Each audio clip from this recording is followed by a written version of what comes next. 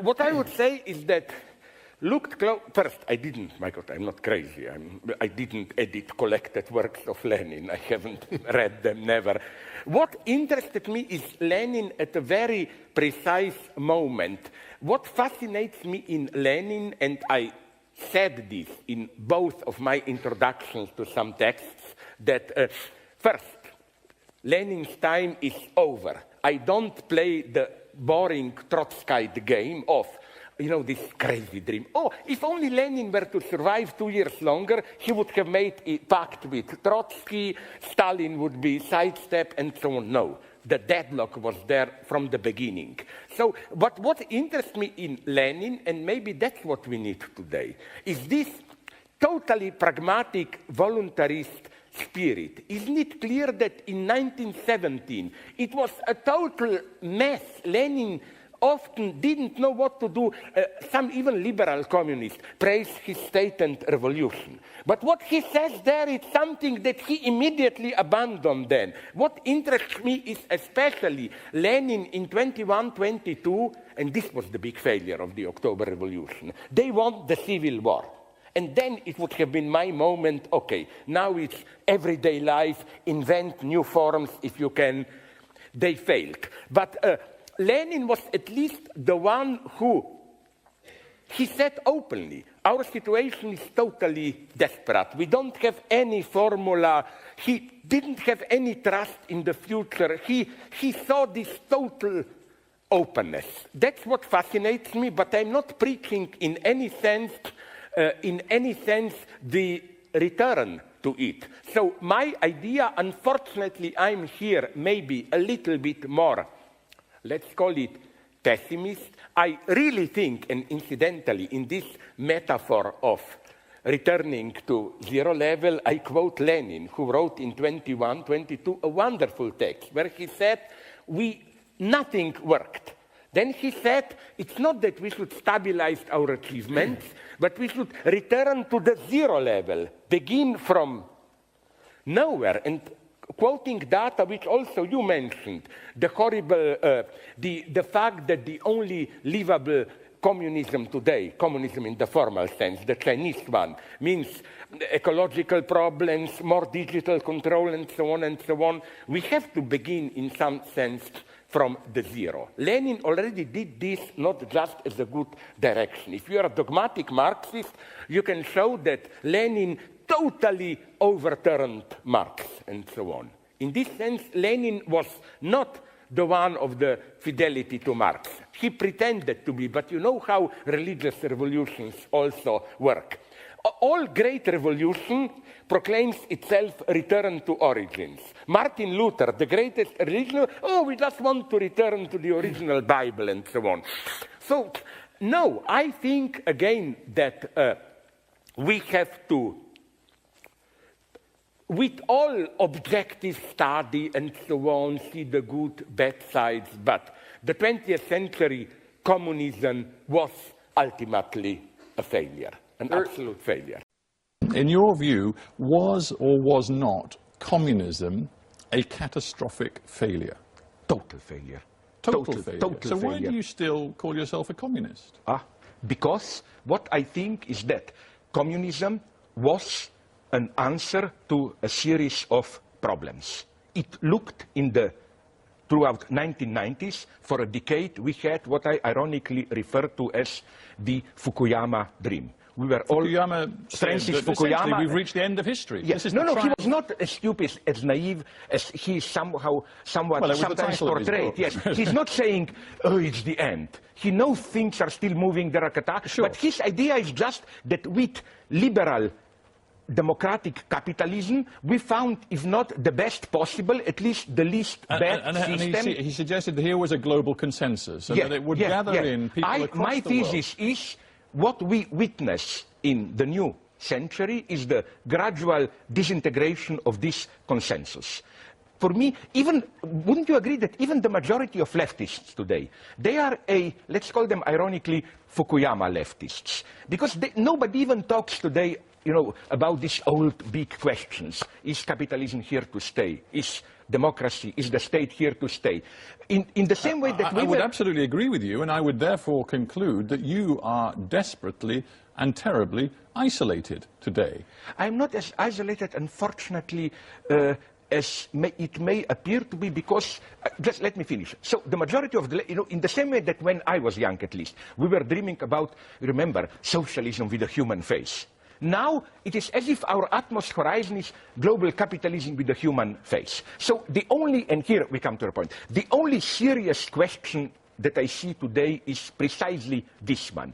Is, in the broadest terms, the liberal democratic capitalist framework the absolute horizon so that we can make it better, more tolerant, better welfare, but we stay? Or are there phenomena for which it is reasonable to surmise that even in the long or even in the mid-term, it will not be possible to resolve them or even to cope with them within this frame? I think there are. And your argument seems to be that in the last decade we have seen two hugely symbolic events, symbolic but also very real events, which have undermined and exposed the vulnerability of liberalism and capitalism. That is the sort of bookends of the decade, the 9/11, and then at the other end of the decade, the first financial one, collapse. the end of, let's call it this naive belief in liberal democracy as the universal answer, the end of the decade, the financial crisis as the end of this, at least naive economic liberalism. And I would put it to you that far from being the exposing of liberal capitalism's weakness, what we have seen with both, in many ways, is the resilience, the adaptability,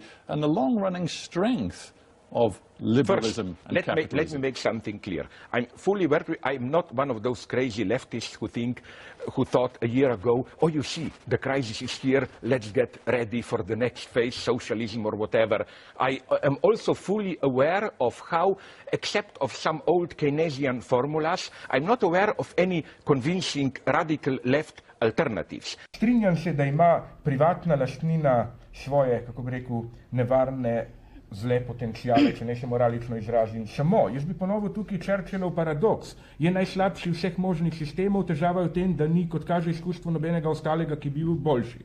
I'm not aware of any convincing radical left alternatives. You're a strange Marxist to have a discussion with. And, well, but here's why. This is not an insult by any stretch of the imagination. No. I mean, one of the things that struck me when I was looking at your work was that you're, well, first of all, you're a character, you know, and that's an interesting thing. Like Is this an insult or not? It's not an insult.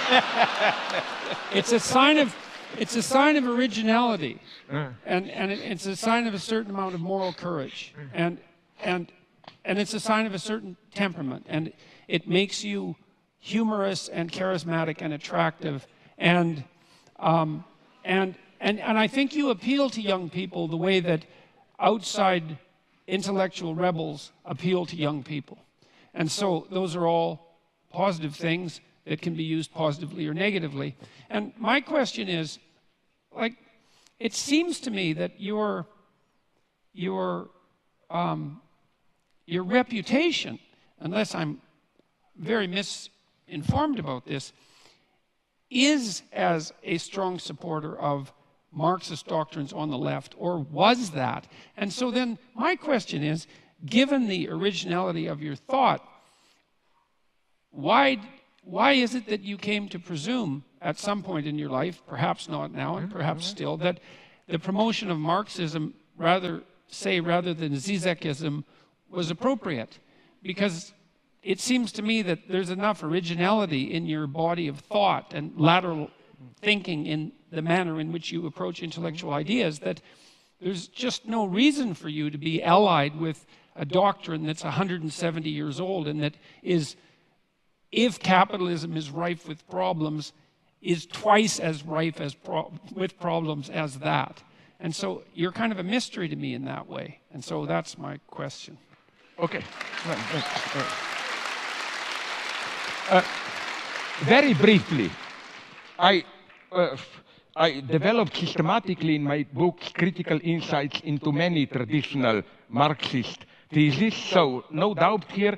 You know what I still admire nonetheless in Marx? Not those simplicities of Communist Manifesto, but I still think that his so-called critique of political economy, capital, and so on, is a tremendous achievement as a description of the dynamics of capitalist society. And if you read it closely, Marx is much more ambiguous and open there. For example, he mentions, for example, apropos what you referred to, he mentions that law of diminishing return, like why crisis will arrive necessarily, poor are getting poorer. But then he is honest enough to enumerate 7 or 8 counter tendencies.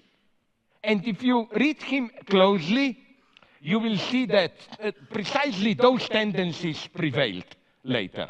Or forget Communist Manifesto, go to read his political analysis of its unsurpassable 18 Brumaire and so on of the 1848 revolution, which are incredibly complex, no traces of that class binary there.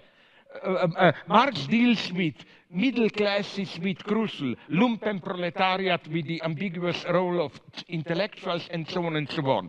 But basically, what I was pleading for, and I like to put it in paradoxical term, was for a return from Marx back to Hegel. I define myself more as a Hegelian. Why? Hegel is considered a madman, you know, the guy, absolute knowing, and so on and so on. No, Hegel is much more modest and open. The danger in Marxism is, for me, this teleological structure. We are at the 0 point, but there is a unique chance of a reversal into a new emancipated society and so on.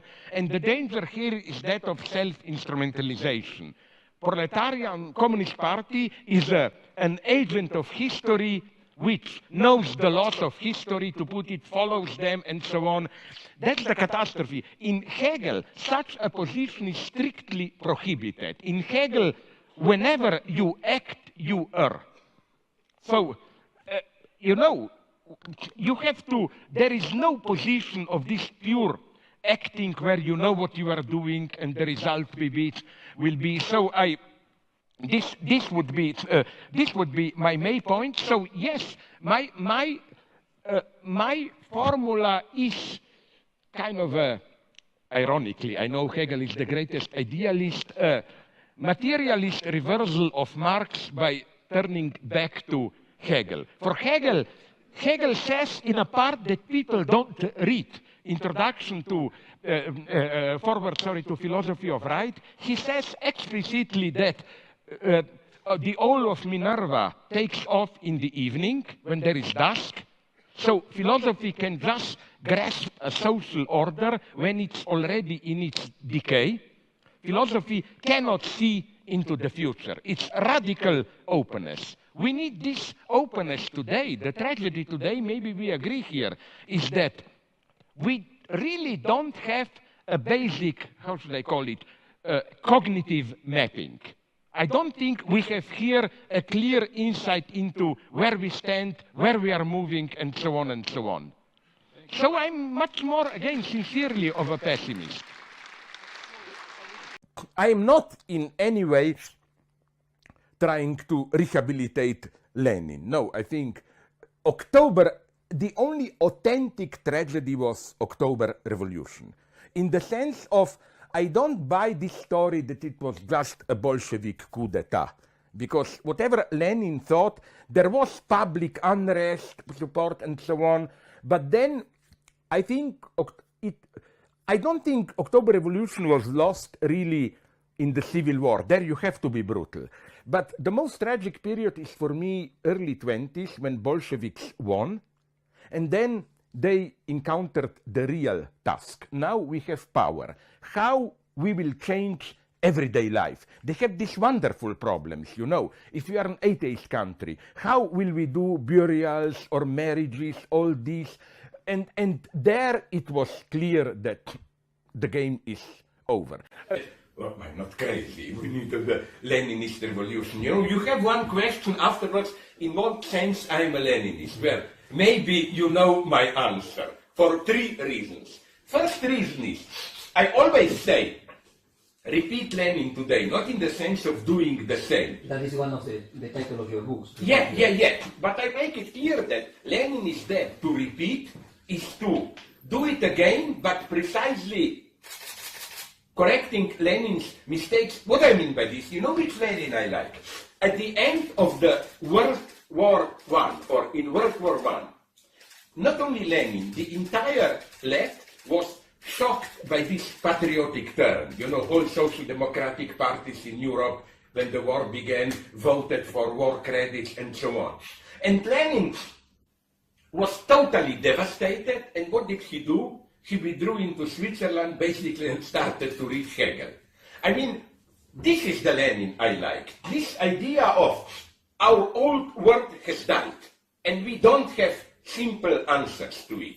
It's not enough to stick to the old line. We have to rethink everything. Now, I'm not one of those Trotskyist idiots who claim, oh, if only Lenin were to survive 2-3 years more, we would have a different Soviet Union. No, somehow at a deeper level, Stalinism was there present as the most probable version, and so Lenin cannot be simply excused, you know. But you know where I still admire Lenin. The last years of Lenin's life, he was pretty desperate.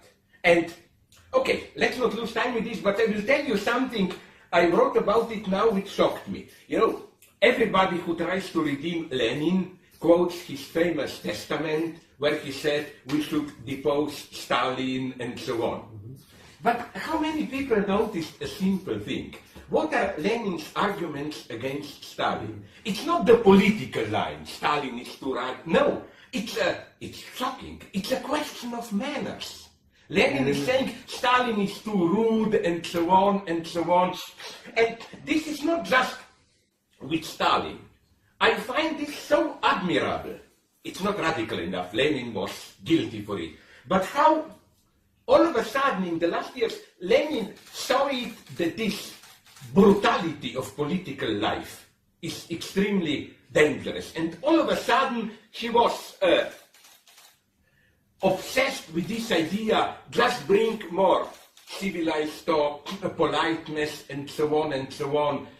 Also, in his other proposals, you had this, and this is very actual today, incidentally, with Donald Trump. You know, we are entering a new age of political brutality. So this is one thing.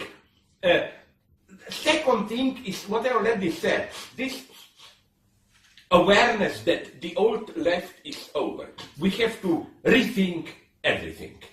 And so to be a Leninist today is not to return to Lenin, but to scrap even Lenin and start. You know, I quote in one of my books, Lenin wrote a wonderful text about climbing a high mountain. When he said in a revolutionary process, you see you're in a wrong path, and then you have to return down to the starting point and do it again. This is what the left has to do it. One last question, which is, we just passed the 100th anniversary of the Russian Revolution. There seemed to be relatively little recognition of this momentous event. Why do you think that is? And you have another book which came out this year about Lenin and the Russian Revolution.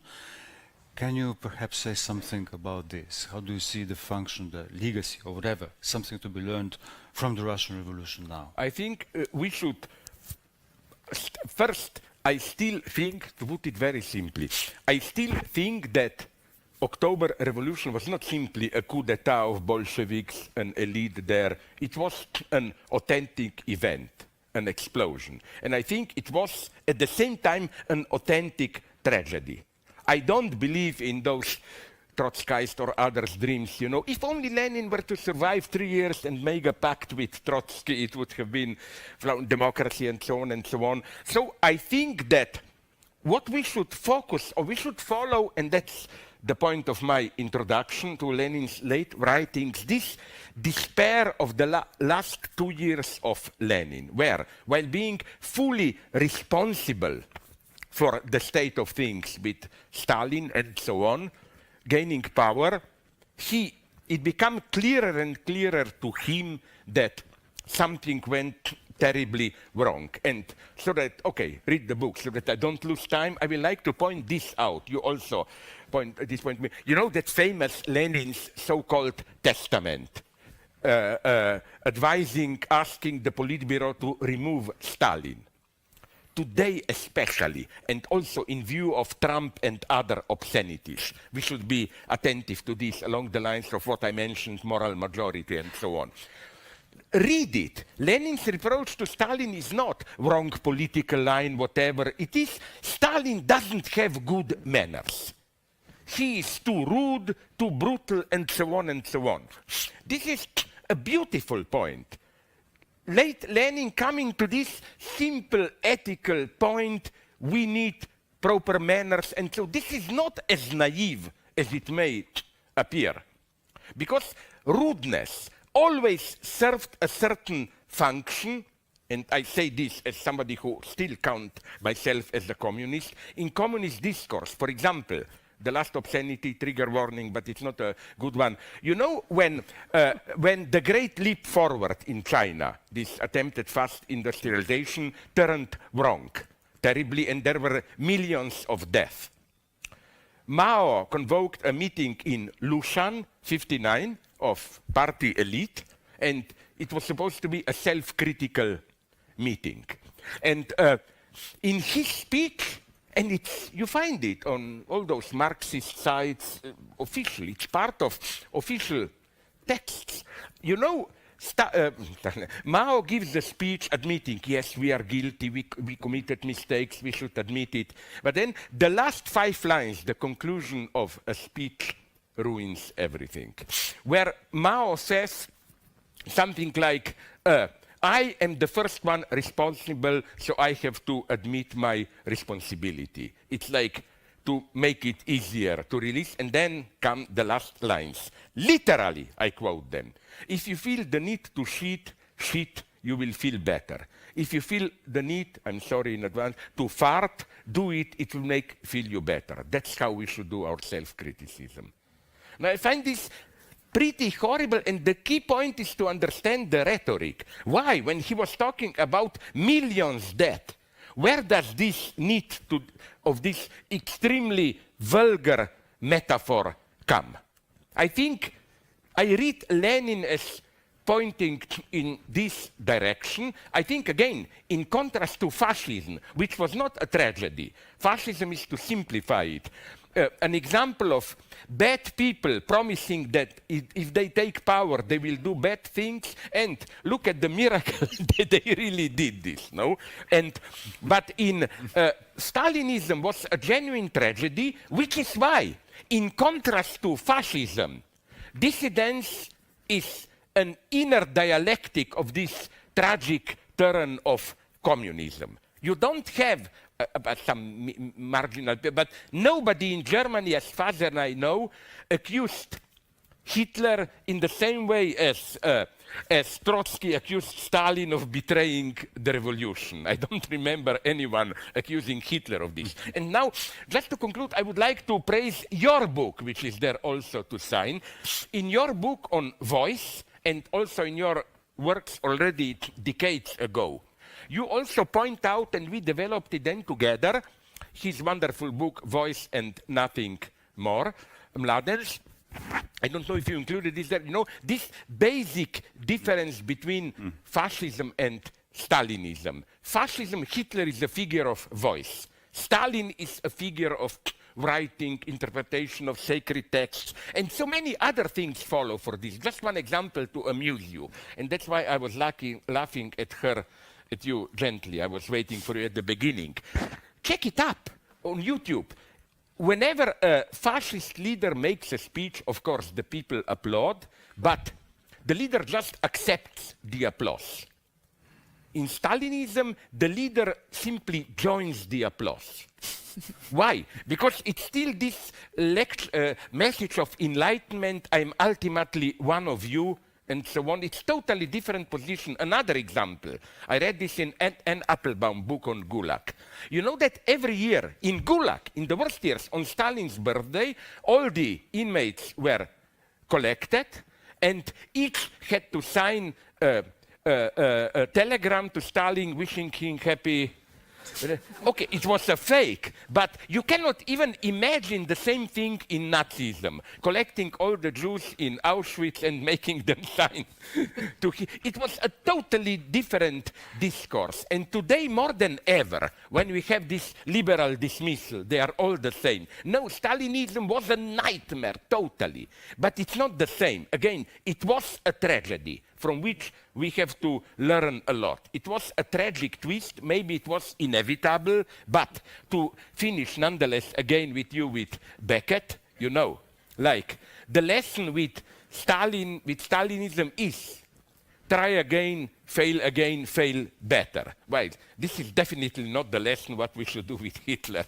He's a dark, conservative, religious fanatic. That's why to provoke people, as you know, I think I said give even nuclear arms to Ukraine. As a leftist, well, on that point, I'm saying. On that point, we have to Slavoj, do everything. Yeah, I think it was a terrible mistake for Ukraine to be persuaded to give up their nuclear capability, because it seemed to me that was just a green light to Putin to then invade them.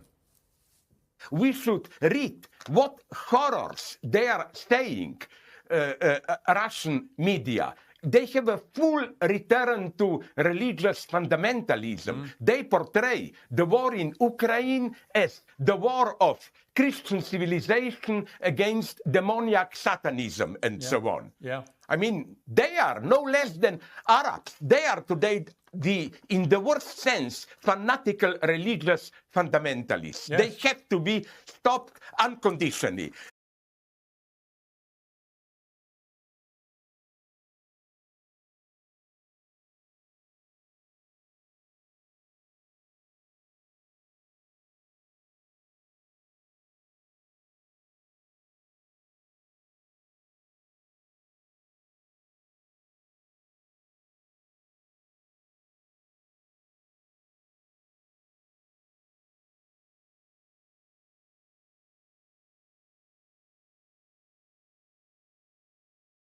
In mi smo žal bili v Avstriji toliko in toliko stoletij. Mi smo na jugu Avstrije bili nerazvita dežela. In smo skozi naše delo, skozi zadnja desetletja, pa tudi že prej, vendarle prispeli do enega nivoja, za katerega nam ni treba biti sram. Kar primerjajte Avstrijo leta 1945, pa Slovenijo leta 1945, pa primerjajte Slovenijo danes in Avstrijo danes. In če ste pošteni, boste rekli, da smo nekaj naredili. In ljudje zelo smo zaostali za Avstrijo, ja. Mislim, da ne. Če ste pošteni in pogledate, ne morate računati samo standarda, ki ga imate preko enostavne plače, ampak morate pregledati celotno strukturo. Mi imamo razliko, toda ta razlika je bila leta 1945 bistveno večja. Jaz ne vem, zakaj moram imeti 5-krat manjšo plačo kot moj avstrijski kolega v Avstriji. Zato, ker plačate 10-krat manj najemnino za stanovanje. Točno. Doktor Zizek. Dajte malo zračunati boljš, ta račun se ne izide. Se zelo izide. O istem, kaj povedal, namreč, natanko to me moti, tukaj bi se z ostalimi kolegi strinjal, kar ste vi rekel, zakaj se nenehno omenja to famozno Latinsko Ameriko, pa Brazilijo, pa Kolumbijo, ne vem kaj, zakaj ne ostale sosednje države, recimo poleg Avstrije še Grčijo, Portugalsko, Španijo, ki so imele nekje isto štartno osnovo, so pa danes bolj napredovale. Drugič, bi pa pozoril na nek tragični moment, ki se meni zdi ključen. Strinjam se, da ima privatna lastnina svoje, kako bi rekel, nevarne zle potencijale, če ne se moralično izrazim. Samo, jaz bi ponovil tukaj Churchillov paradoks. Je najslabši vseh možnih sistemov, težava je v tem, da ni, kot kaže izkustvo, nobenega ostalega, ki bi bil boljši. Se pravi, gre za to, da se negativne učinke obvlada in tako naprej. In tragika sedanjega položaja se mi zdi v naslednjem, da v sedanji divji reprivatizaciji te nedefinirane družbene lastnine se zdi, kot da bomo pobrali mi vse slabo od privatno-lastninske družbe brez teh blagotejnih učinkov, ki so lastni ravno kapitalističnim državam. Se pravi, pogledajte recimo stečaj. Nek stečaj na Zahodu zgubijo mesta v glavnem samo vodilni delavci, to se hitro restrukturira, spremeni se lastnina. Pogledajte, kaj pa pri nas stečaj Agrokomerca pomenil. Zato mislim, da bi načrtovana privatizacija celo zelo ublažila te negativne učinke privatne lastnine. V tem je paradoks, da je sedanji način privatizacije nevaren, ne pa kapitalizem kot tak. Več kapitalizma bi pomenilo pri nas več socialne varnosti. Gospod Oman je se prijavil. Ja, jaz bom eno zgodnico povedal. Kot je prej, mislim, da je Zizek rekel, da drugot menjujejo pri stečajih vodilne kadre, pri nas pa odpustimo delavce. Da tudi reprivatizacija mora imeti kot spremni pojav socialno skrb za ljudi, ki bodo kakorkoli prizadeti ali kot potreba za prekvalifikacijo ali da pridijo na listo socialnega skrbstva. Nekdo mora tudi te fonde polniti. Skratka, cela vrsta problemov je. Dr. Žižek je bil.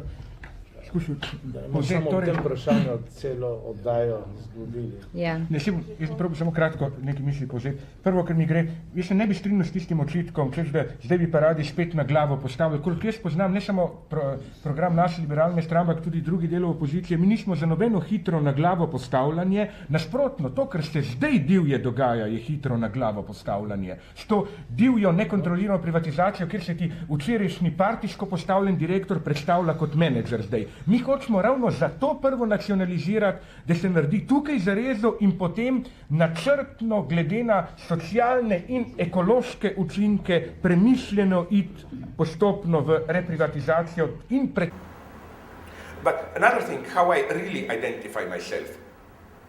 My most favorite memory or moment of Marx that I remember, it's a wonderful detail, and I deeply identify with it, is that I think it was around or immediately after the Paris Commune, where it looked, of course it was soon clear that it's an illusion, but it looked for a couple of weeks that there effectively will be an all around Europe big revolution.